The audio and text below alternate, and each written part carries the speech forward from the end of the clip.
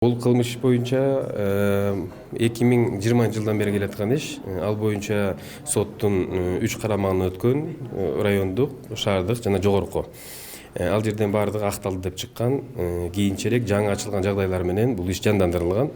Ал жандандырылганга мен өзүм дагы кызыктармын. Себеби дегенде көптөгөн аягына чейин териштирилбеген фактылар калган.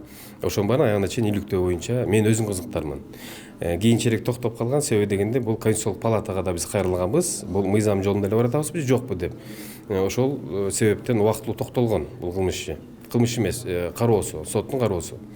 Бүгүнкү күндө болсо Конституциялык палатадан жообу келиптир. Ошол жооптун негизинде баягы эле териштирүү иштерибизди сот алкагында жүргүзөбүз. Бирок сизге маалымдалды да эмне болгон кылмыш иш экен?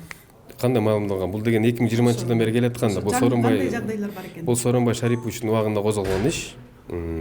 Ошондогу ачылбай алган жагдайлар боюнча жаңы ачылган жагдайлар менен мына бүгүн жандандырылган. Ушул иштер боюнча бүгүнкү күндө териштирүү жүрөт.